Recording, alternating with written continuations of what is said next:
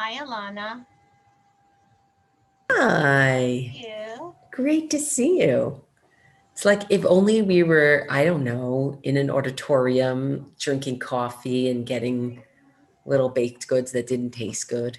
I'd be happy with you just on my couch in my living room. I, you're telling me, I'd just be happy on a couch. So let's start with that, and then we'll go to in your living room with How you. are the boys? They're great, thank God. I mean, Have they been going to school? they've been going to school and we do spit tests every week. I know this is something Oh, everybody here wants to know about. And, hell hath no fury like a child who is asked not to eat for a half an hour and then to spit into a little vial. Yeah. And I've learned a lot, actually.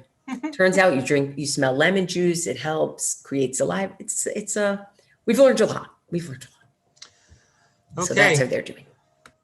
Well, I don't want to keep everybody. Why don't we begin? And before I do begin the introduction, I do want to acknowledge that, right now I know our hearts and our minds are in Eretz Israel at this time as our brothers and sisters there face enormous danger. And we do pray for their safety and their well-being.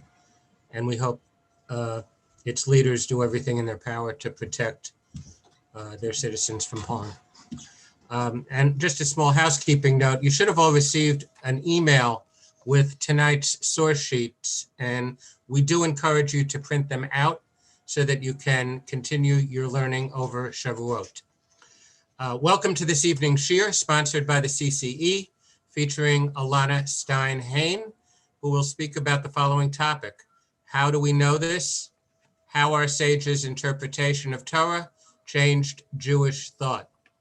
Dr. Elana Stein Hain is the Director of Faculty and a Senior Fellow at the Shalom Hartman Institute of North America, where she serves as lead faculty, directs the activities of the Kogod Research Center for Contemporary Jewish Thought, and consults on the content of lay and professional leadership programs. She's a widely regarded teacher and scholar. She's passionate about bringing rabbinic thought into conversation with contemporary life. And to this end, she created Talmud from the Balcony, which is an occasional learning seminar exposing the big ideas, questions, and issues motivating rabbinic discussions. She also co-hosts For Heaven's Sake, which is a biweekly podcast with Daniel Hartman and Yossi Klein Halevi, which explores contemporary issues related to Israel and the Jewish world. Elana earned her doctorate in religion from Columbia University, where she wrote her dissertation on the topic of legal loopholes as a prism for understanding rabbinic views on law and ethics.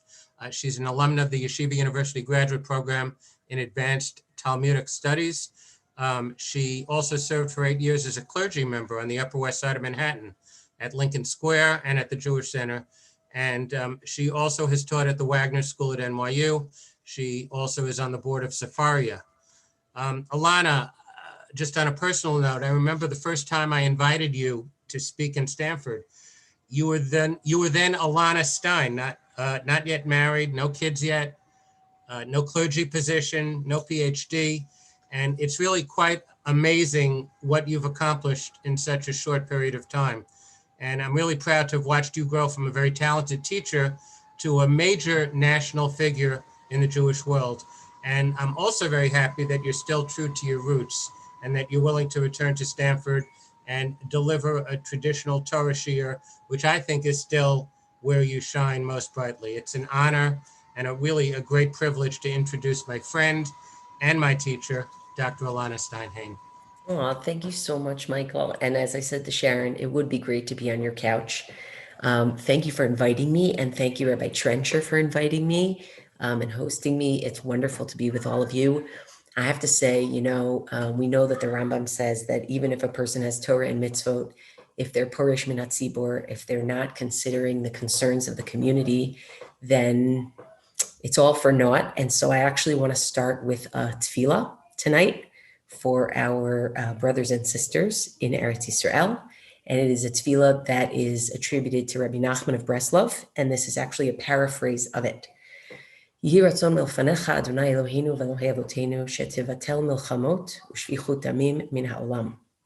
ותמשיך שלום גדול ונפלא בעולם, ולא יישא גוי על גוי חרב, ולא ילמדו עוד מלחמה, רק יכירו וידעו כל יושבי תבל האמת לאמיתה, אשר לא באנו לזה העולם בשביל ריב ומחלוקת חס ושלום, ולא בשביל שנאה וקנאה וקנטור ושפיכות דמים חס ושלום, רק באנו לעולם כדי להכיר ולדעת אותך, תתברך לנצח.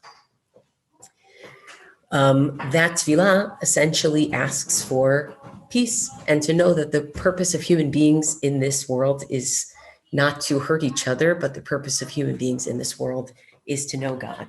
And in a sense, I feel that what we're doing here tonight is a testament to a meaningful life in the moment of chaos, in moments of chaos. So this is by far not an escape from what's going on. This is actually a response to what's going on, and it's a response that we can have from our own living rooms.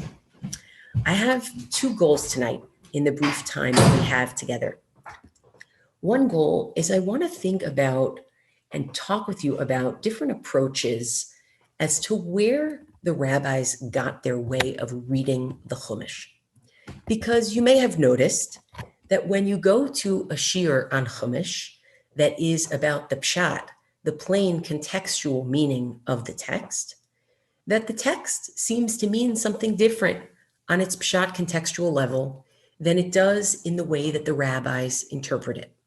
Right? One simple example, the Torah says, ayin tachat ayin, shein tachat shein, an eye for an eye, a tooth for a tooth. And the rabbis say this does not mean that you take someone's eye out if they take someone else's eye out, God forbid, but it means you force them to pay monetary compensation. And when you look at something like that, where Chazal, not only do they change the interpretation of the plain meaning of the text, but they often do so while being very aware of what the text says. It's not as though they're pretending they don't know what the text says. They're very, very carefully attuned. So for example, we say in Shema every night and every morning, we say, when should you be, literally, when should these words that I am commanding you today be on your hearts and speak to your children? B'shivtecha b'veitecha, uvelechtecha v'derech, uveshachbecha uvkumecha. They should be when you sit in your house, when you go on the way, when you lie down, and when you wake up. Now, those psukim seem to be saying you should remember what God told you all the time and teach it to your children all the time. But Chazal, but our sages, when they interpret those psukim, they take every phrase there and they make it about halachic life. They say, what is b'shiftecha b'veitecha uvelechtecha v'derech? What is it to, what the pasuk seems to say, have these words on your heart and teach them to your children when you are sitting in your house or when you are walking on the way? This means that if you're involved in a mitzvah, you don't have to say Shema. Wait a second. I thought these psukim were about remembering what God told you today and teaching it to your children. Since when are these psukim about Shema? Like the recitation of Shema. And also they're paying attention to each word. They say it's when you're sitting in your house, you have to do it. But if you're like in the middle of a mitzvah, then you don't. Or uveshachbecha uvkumecha, lying down and getting up.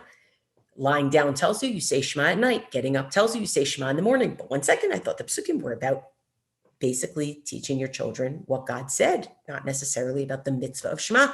Or better yet, Beit Hillel and Beit Shammai argue maybe you actually physically have to lie down when you say Shema. And you physically have to stand up when you say Shema in the day, right? At night, you'd lie down. In the day, you'd stand up. And that's a machloket. So it's not that Chazal aren't paying close attention to text. They are, and they're saying it doesn't just mean what you see in the contextual read. Where does this come from? And I think it's an important question, because when we're such pshat-oriented people that we read things with their regular meaning, it's important to figure out, well, why are they reading it this way, right? So that's one thing I want to do. But the second thing I want to do is I want to talk a little bit about how does the fact that Chazal read the Chumash this way impact the way Jews have thought for 2,000 years? Literally 2,000 years. What are the big headline impacts of this? And the way I'd like to do this is I want to look at the first point first, the question of where does this come from? And then pause and take some questions or comments. And then I want to look at the question of where does this go? Where does this whole notion of reading the Torah not only in the way you would read it as any other lahavdil piece of Hebrew text, but actually the fact that Chazal read the Torah very differently than the way the text presents itself, what does that do for the rest of Jewish thought? Okay, so let's dive right in. I want to dive in with two different senses that you get from reading Chazal, from reading Chachamenu Zichronam Livracha, our sages of blessed memory, the way they talk about their interpretation of Torah. And I'm going to share my screen, but I actually need to make sure that I have the source sheet up before I share my screen, which I did, but now I have to find it again. Sorry. Okay, here we go. We're gonna share a screen. I hope that other people can relate to no matter how much easier this gets, it never gets easier, right? Okay. So I want to show you two different approaches that I think emphasize two different perspectives. So here's one from Torat Kohanim, which is a halachic midrash on the book of Vayikra. Ele hachukim v'hamishpatim v'hatorot, right, this is last week's parsha. Ele hachukim v'hamishpatim v'hatorot asher natan Hashem beino uvein b'nei Yisrael b'har Sinai b'yad Moshe. These are the laws and the statutes and the teachings that Hashem gave between Hashem and the children of Israel at Har Sinai in the hands of Moshe. And here's the midrash. Hachukim, the laws, what does that mean? Elu hamidrashot. These refer to the explanations. Hamishpatim, the statutes. Elu hadinim, these are the laws. V'hatorot, and the literally teachings, but here Chazal are going to use it as the Torahs.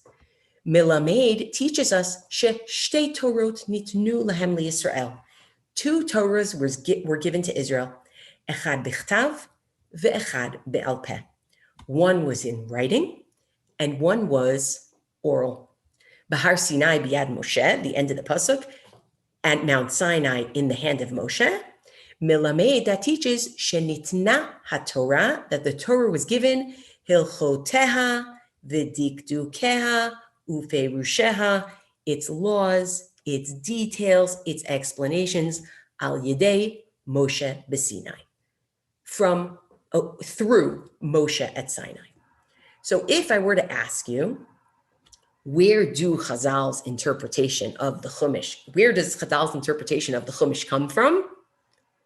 That midrash just told us, right? And by the way, you can always feel free to write in the chat even before we pause if you have a question or a comment. Where does it come from?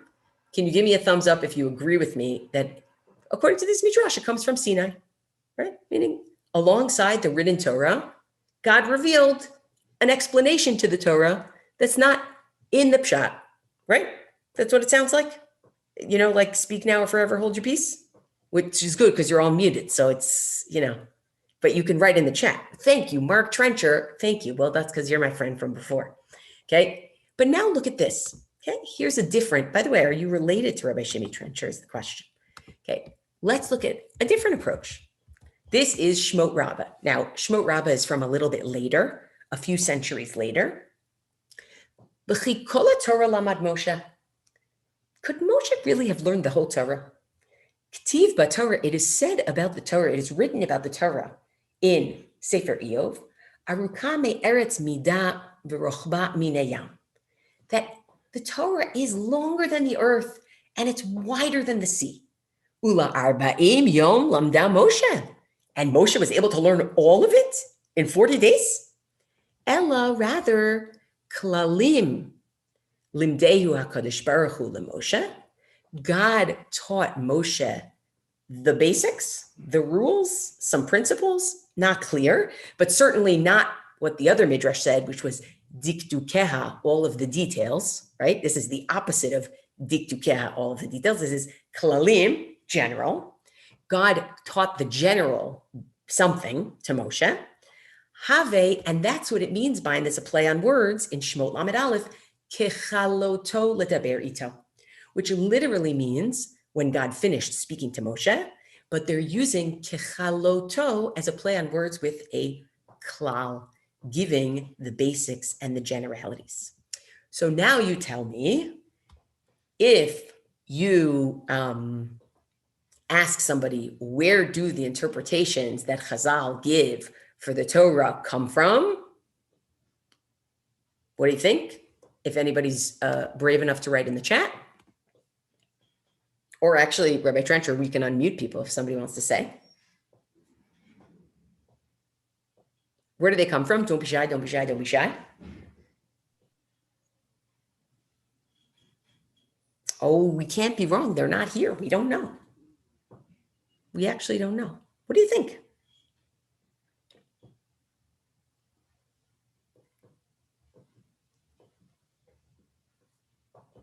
Oh, Tzvi is turning on the video. I hope that means you want to tell us, Tzvi. What do you think? Well, it's kind of opaque, right? Because it seems like maybe Chazal use rules that they inherited from Sinai to extrapolate, right? Or maybe, as Ronnie is saying, and Ronnie, I'm not going to say all of us, I'm going to say the rabbis, right? Because that's who they're talking about. Or maybe there are certain things we have already from Sinai, and there are other things that the rabbis are interpreting on their own, and they have license to interpret, right? Meaning it kind of leaves it a little open. And interestingly enough, you can see this all around rabbinic literature, where sometimes you get the sense of, it's from Sinai. The Torah Sheba'al Peh is all from Sinai. And then other times you learn Chazal and you're like, wait, they're interpreting, and it doesn't seem like it's based on a tradition. Actually, they're even arguing about things. So maybe it's not based on a tradition and they're trying to figure out what it should mean, right? And in fact, this ends up being really good fodder for an argument between the Rambam and the Maharshal, right? Now, we're much more familiar with the Rambam. I always like to say the Rambam lived at an early recess, 1135 to 1204. But the Maharshal is 16th century Poland, and the two of them have very different understandings of where it is that Chazal get their license to read this way, or their readings of the Chumash, and I'm interested in both, okay?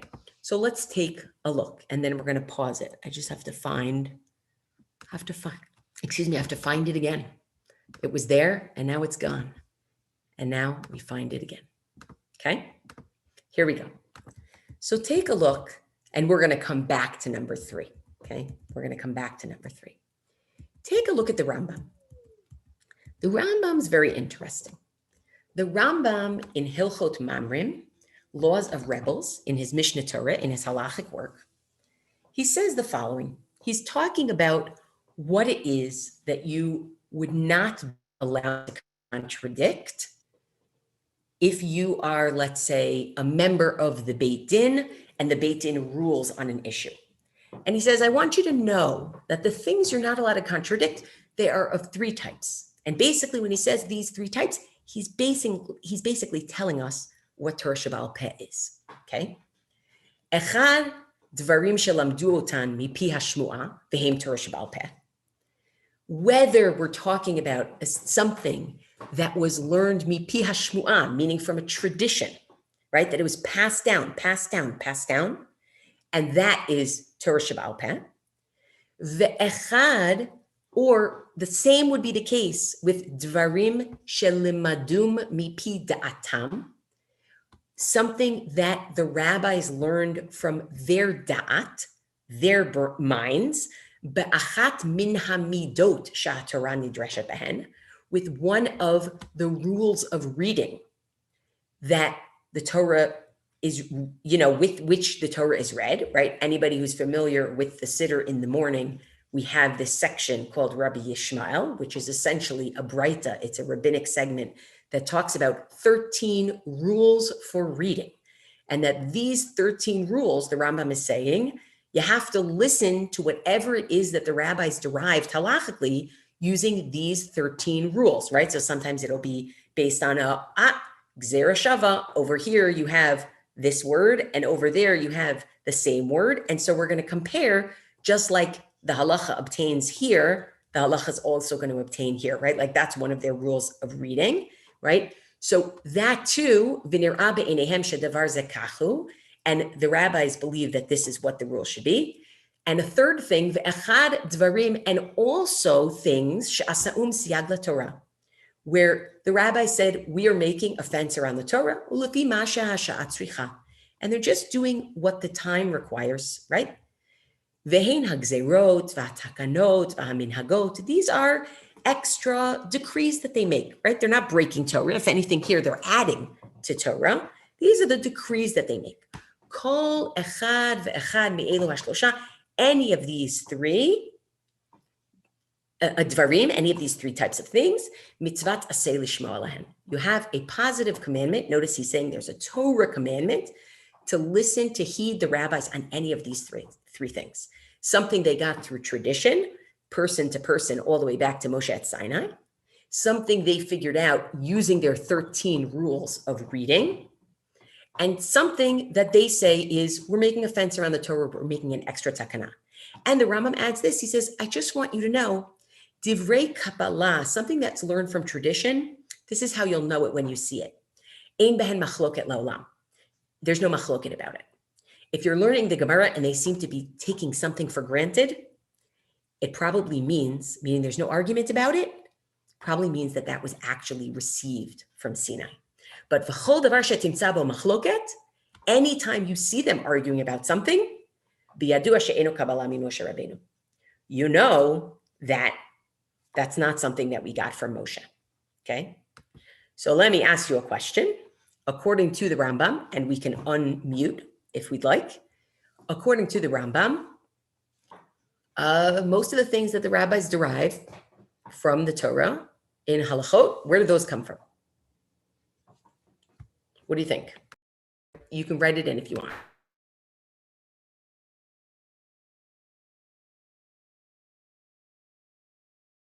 Okay, so I'm not even going so far yet, Mark. I'm not even going so far yet, meaning let's go even simpler, right? It seems like what the Rambam is saying is that there are some things that we call Torah Sheba'al Peh, which is what was passed down from Sinai, right?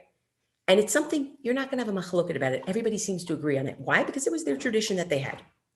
But then there are other things where there's going to be argument where that tells me that that's not something the rabbis received from Sinai. It's something they're using their own tools to learn on their own, okay? So when you're going to ask, do you have to lie down when you say Shema?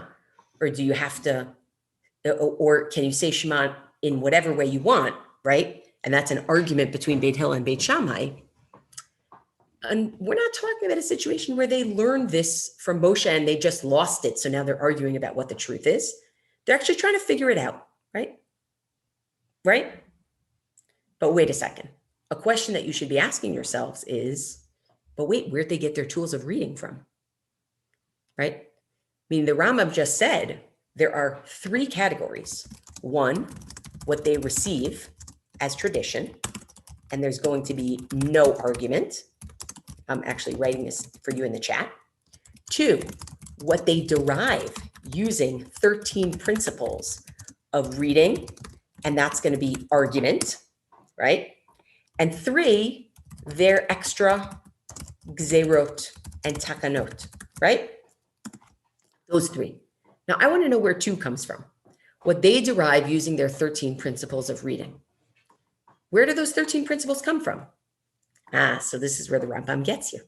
The Rambam says, I'll tell you where those 13 principles come from. They come from Sinai. Ready?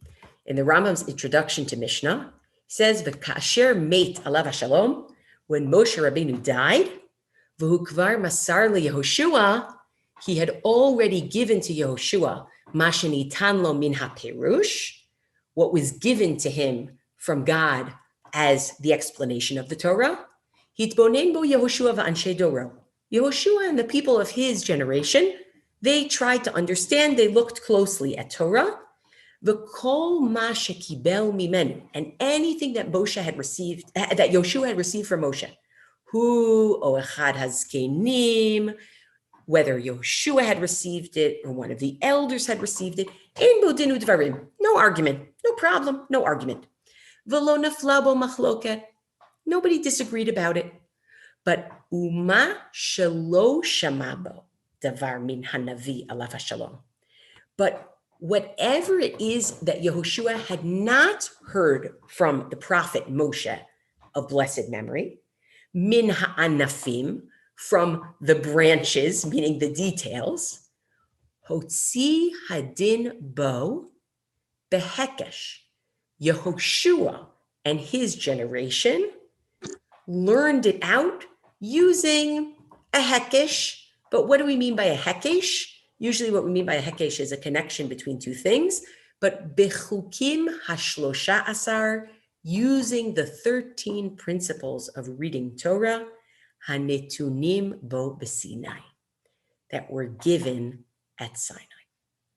So what the Rambam really thinks is, he says, not everything that we have in the Gemara came from Sinai. However, what you should know is we have three categories.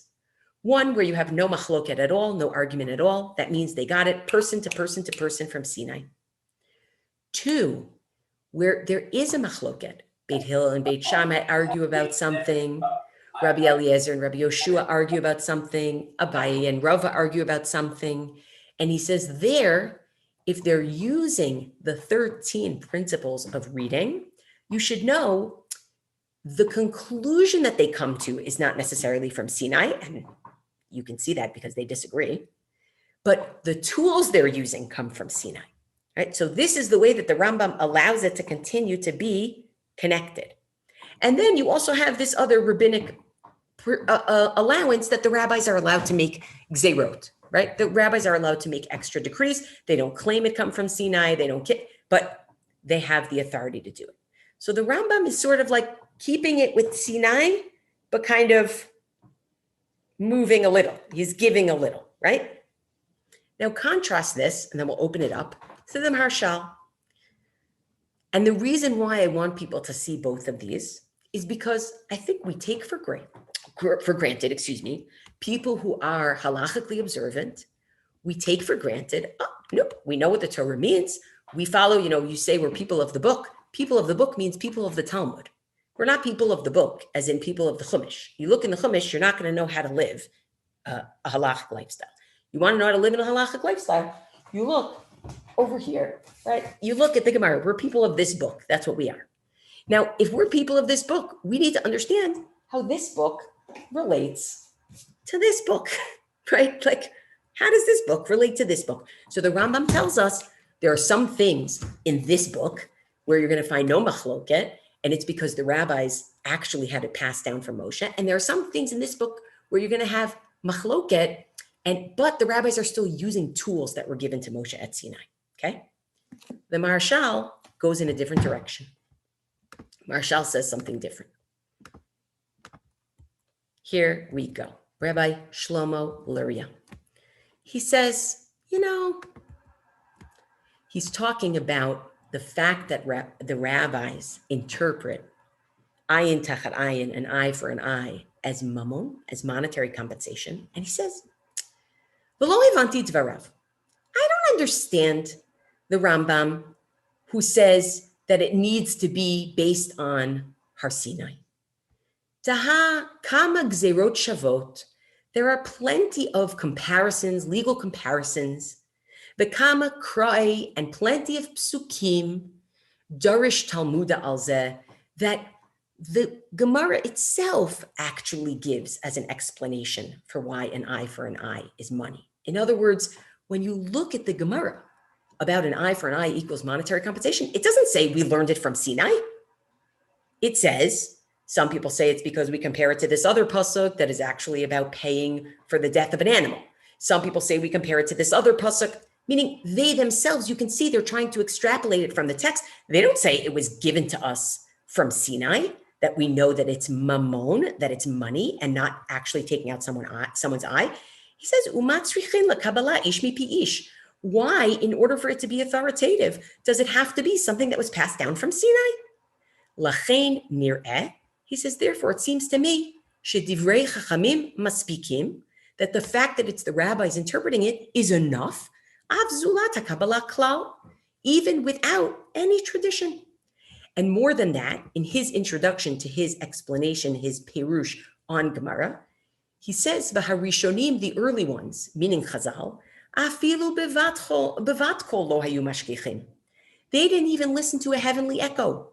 He's referring to the famous story of the oven of Achanai, where Rabbi Eliezer ben Hyrcanus says, "I'm right and you, the majority, are wrong. And if I'm right, then this tree should move, and the tree moves. If I'm right, then the stream should stop, and the stream stops. If I'm right, then the walls of the Beit Midrash should come down, and they start coming down." And then a bat kol, a heavenly echo, comes out and says, "What are you bothering my Rabbi Eliezer ben Hyrcanus? He's right." And what does Rabbi Yeshua say? "Sorry, we don't listen to a bat kol. That's not how we make halacha. This is what the majority says." So Marshall says, these early people, they didn't even listen to God. Lo hayu mashgichim. They wouldn't pay attention to that. V'kulam divrei Elokim chayim, and all of it, all of what they say in their interpretation are all the words of the living God. Ki'ilu kibel kol chad mipi hagvura umipi Moshe, as though everything that the rabbis interpret about the Torah, it's as though they received it from God, as though they received it from the mouth of Moshe. Ha'af shelo yatzah davar mipi Moshe le'olam, even if Moshe never actually said it. She'ein bein davar shehotzi misechel hapoel. There is no difference, he says, between something that the rabbis interpreted using their intellect, asher nit'olelu b'muskalot shniot ushlishiot, that they extrapolated by becoming enlightened and understanding it. Levein davar she'ba'elav b'koach chush hadibur b'kabbalah halacha l'Moshe miSinai. There's no difference between that and what they got as halacha l'Moshe miSinai. Wow. The Maharshal, totally different. Totally different. What the Maharshal says is, you know what comes from Sinai? And he doesn't say it, but this is what he's banking on. What comes from Sinai is that the rabbis had permission to interpret exactly the way they interpreted, why they used these principles and not those principles. He says that's not from Sinai. That's their authority that they're allowed to interpret. Now, this is an amazing machloket between the Rambam and the Maharshal. Can I get a show of hands for a minute? Who here is more comfortable with the Rambam? Be honest. Who here is more comfortable with the Rambam? Right? Barbara, would you tell us why you're more comfortable with the Rambam? It's important to express these things. And can we unmute her? Thank you. Almost. Oh, you're still muted. You might have to click something to unmute. Yes, perfect. Yeah, Barbara. I think because the rabbis can have their own agendas. And that's why I think that it's safer according to the principles that the Rambam was using. Right. So the Rambam is basically saying, hey, they don't just have free reign to do anything, right? They're constrained in a certain way. Great. Who here feels more comfortable with the Maharshal? Okay, Rabbi Trencher, would you tell us why? I think that, again, the Maharshal to me is a little bit more clean, because it basically is the idea that there was a transmission of the Torah, but then the role of interpretation was passed along to the rabbis. At that point, I don't need to know how they're doing it or making sure it's according to some kind of rule. It's just for me, it's a very clean understanding. Now, I may not like what the rabbis did with this or that, but at least the idea of the giving of the Torah and its subsequent interpretation does not rely on my own assessment looking back as to how that was done. It just was how it was supposed to be.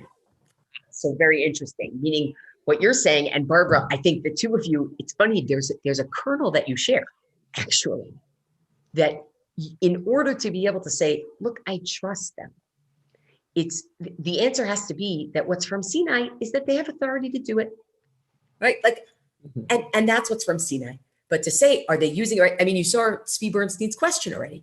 Zvi says, well, then how come they have an argument if they all know how to use it right, right? So it's a really interesting machloket. And I have to say that I think that even within the community that believes in rabbinic authority, that is learning the Gemara and is caring about the Gemara, there are people who follow the Rambam in their hearts, and there are people who follow the Maharshal.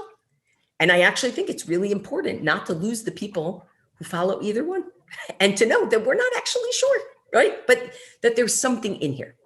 So I know that we don't have much time left. Don't worry, I'm aware. We're still going to do part 2. We're still going to finish on time. Any questions or comments about this, right? This is really just trying to set a record straight. And if you want to read more about this, Rav Amnon Bazak, who teaches at Yeshivat Har Etzion at Gush, he wrote a fantastic book in Hebrew called Nitzchuni Banai, and he has many, many, many more sources that go into the question of where does this come from and why and who and what and how, okay? But you can already imagine that there is going to be big differences based on whether you think like the Rambam or whether you think like the Maharshal as to how you're going to read something like Ayin Tachat Ayin, right? Ayin Tachat Ayin really means monetary compensation.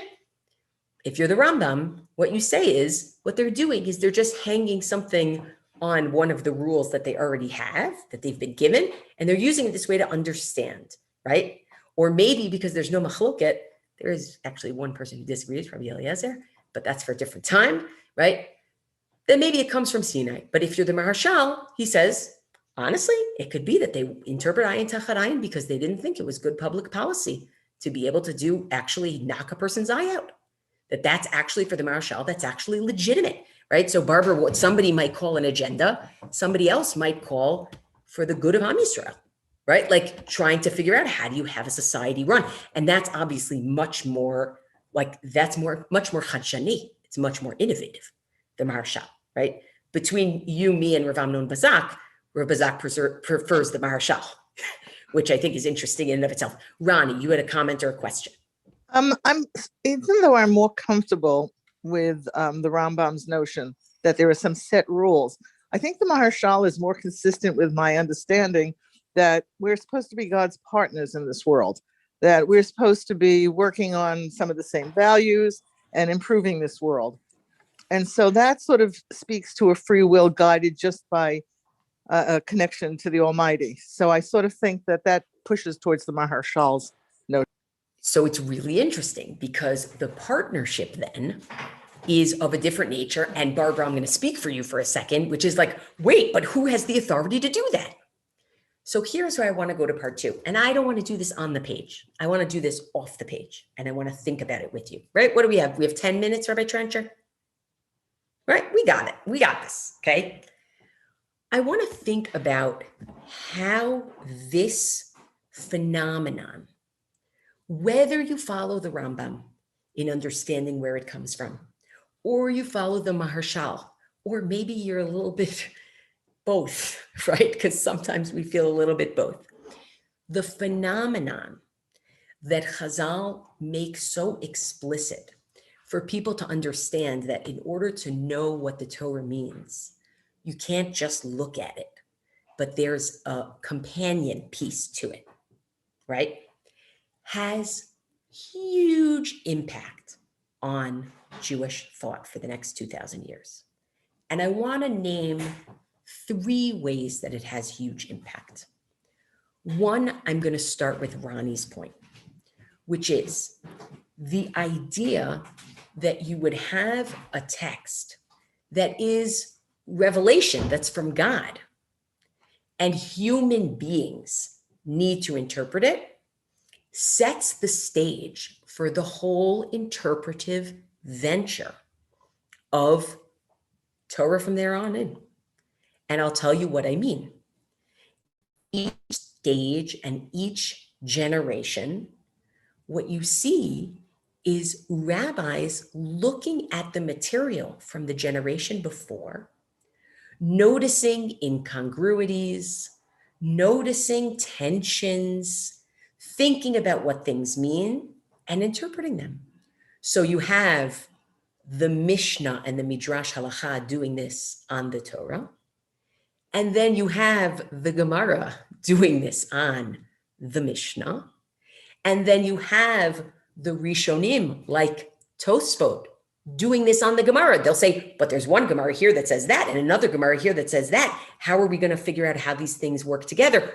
This is making us realize we're going to interpret it. We're going to notice the things that we see. We're going to read carefully, and it's not going to make a problem for us. The opposite. It's going to be a catalyst for thinking and interpreting and understanding. And at the same time, when you do that, there is a degree of creativity, right? And keep going. Go into responsa literature of today. What is responsa literature? Rav Moshe Feinstein is asked about intrauterine insemination. He's asked about IUI when it's first out.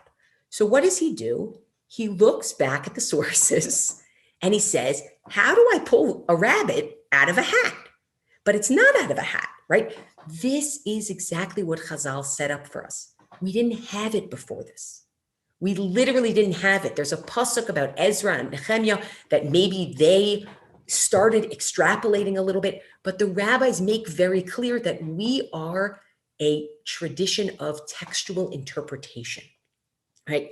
That's what we are. You notice the conflicts, the tensions, the questions that arise from reading the earlier texts, and that is a springboard for thinking about how this relates to right now. That's one piece. A second piece, the focus on law.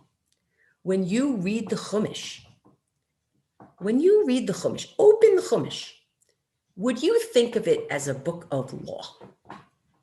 Be honest, think about it. Think about Sefer Breshit. Nope, wouldn't think of that as a book of law. Think about not just the first 12 chapters of Shemot, even the Exodus itself. Would you think about it as a book of law? No, there's some laws in there. It's a story, right? It's a story. Vayikra, a lot of law in Vayikra, a lot of law. Bamidbar, we're back to story. Devarim, there's law, but it's Moshe's speech to the Jewish people before he dies, right? What Chazal do by showing you, no, you don't understand. Don't just look at it as itself. What they do is they both tether themselves to the Chumash, but they also change the way we look at the Chumash. They change it into our understanding of it as a book of law, which means you put law right in the center of the conversation. And this was not uncontroversial. Are there other branches of Jewish thought besides law? Let's name some other branches of Jewish thought besides law. I'll name a few here. How about Bible, right? How about philosophy? How about mysticism? How about Musar, right? So you tell me, if Gemara is everything, because that's what this becomes, right? Meaning you look at the Chumash, and instead of looking at it as a book of story, philosophy, history, it's a book of law. Law becomes your central discourse. And then you know what that leads to? It leads to two different things. Number one, it leads to people saying, but wait a second. What about, can I read the Chumash on its own? Can I read it for its pshat, or I'm not allowed? Like I can only read it for law. And this becomes a huge issue. This is what leads to Karaism, right? This is what leads to the Karaites. They say, no, we want to read the Bible on its own. We don't want the Chumash to be turned into law, right? And Ibn Ezra and the Rashbam, the people who start our pshat reading of Torah, they really have to contend, what do I do when I see a pasuk that the pshat orientation is not the same as the way the rabbis interpret it? So the Ibn Ezra says, if there's a disagreement between the way that the rabbis interpret something and the pshat, I'm going to go with the rabbinic interpretation. And the Rashbam says, I'm going to have two different tracks. Of course, halacha is ikar. halacha is most important, but I'm also going to show you that the pshat could mean something else, right? They always have to reckon with. It's like there's no such thing as chumash on its own anymore. And on the other side, you find into the 16th, 17th centuries, and even today, people saying, well, what about the study of philosophy? Why is Gemara so central? Why is interpretation of law so central? What about the study of philosophy? What about the study of Kabbalah? This is not a new question. It is not at all a new question. In the 16th century, there were such raging arguments about whether you should spend your time mostly in Kabbalah, or you should spend your time mostly in rational philosophy, or you should spend your time mostly in the Gemara, right? And the Gemara proponents and the Maharal actually had to write like a whole tract about this. And the Maharal says, no, Gemara. This is Torah Shabbal Peh. Don't lose the focus on law. And I have to tell you that when you look today at the halacha observance communities around the world, what you'll find is, yes, people will bring philosophy in. Yes, people will bring Kabbalah in. Yes, people will bring Tanakh in, but still the mainstay is Gemara, right? And that's from Chazal. That's from Chazal saying this chumash is not just a chumash, right? It's law. That's actually what it is. So that's the second. And the third thing that they did for us is they say, right, causality, say more, Mark. Sorry, and I know we have to finish in a minute. What do you mean by causality? Because Gemara is what they learn, because they learn it. At the same time, they are the most, they learn the most, and they're the most observant. But I don't know that there's necessarily a link. If they spent more time learning philosophy, would it lessen their religious observance? So it's really interesting. I don't know what the causality is. I just know that you'll find in the 11th and 12th centuries, you'll find people saying, you know, I know the Gemara says you're supposed to spend a third of your time learning halacha and a third of your time learning Gemara, but it kind of means thinking about the halacha and a third of your time in Chumash, but don't spend your time in Chumash because the Chumash is already in the Gemara. So just learn it in there, right? There's a, and then you can find like go 8 centuries later, go to the yeshiva of Volozhin. They say, no, we're going to learn Gemara all day. That's what we're going to do. We're going to learn. Were they Kabbalists? Of course. Rav Chaim of Volozhin, who started the yeshiva, major Kabbalist. But it all had to be folded into the legal discourse. It all had to be folded into the legal discourse. So when I say Gemara, I mean a legal discourse.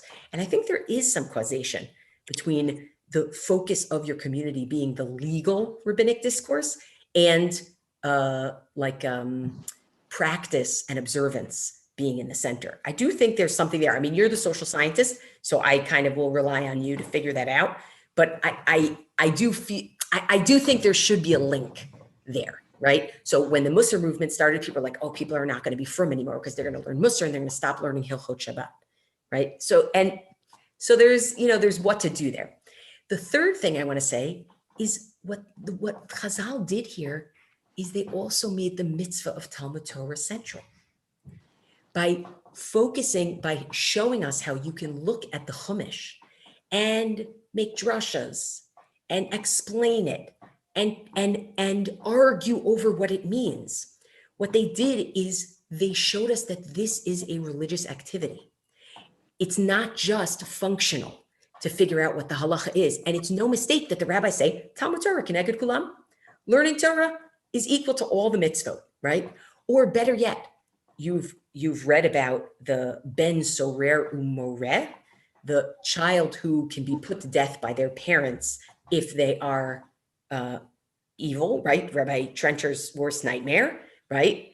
And Chazal say, you know what? Lo haya v'lo nivra, never happened. Never happened. We don't do it. It's actually only if the kid is between 13 years and a day and 13 years and 3 months. And it's only if the parents both disagree. And it's only if the parents look like this and it right there, like this, narrow it. So what do they say? Why is it written? Drosh v'kabel schar.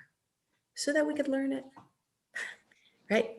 The rabbi's emphasis on Talmud Torah, the idea that you don't just have a straightforward book that tells you everything you need to know, but you need 60 plus masechtot to try to explain to you what you thought was straightforward in here. They tell you Talmud Torah itself is a value, and that stays. And for a group of people that's living post Mikdash, where the thing that pulled everybody together was the Mikdash, and you go to the Mikdash and the Kohanim are in charge and you know what it is. This is literally a paradigm shift. The paradigm shift is our focus is on Talmud Torah. Our focus is on interpretation of law, and it is a paradigm shift that has kept to this day, right? And you can actually argue, are there things that are in tension with that? Are there things that are in competition with that? But those are the three that I want to leave you with. That this move, not to just think of it even narrowly of saying, well, is the Rambam right or is the Maharshal right?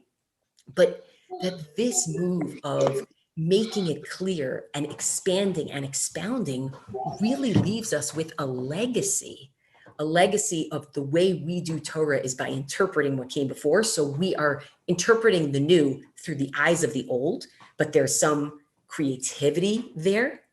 A legacy of actually we're going to put law at the center, and that's what we're going to do, and not the Tanakh Kipshuto, and not philosophy, and not Kabbalah, and not Musar, but we're going to put the law at the center.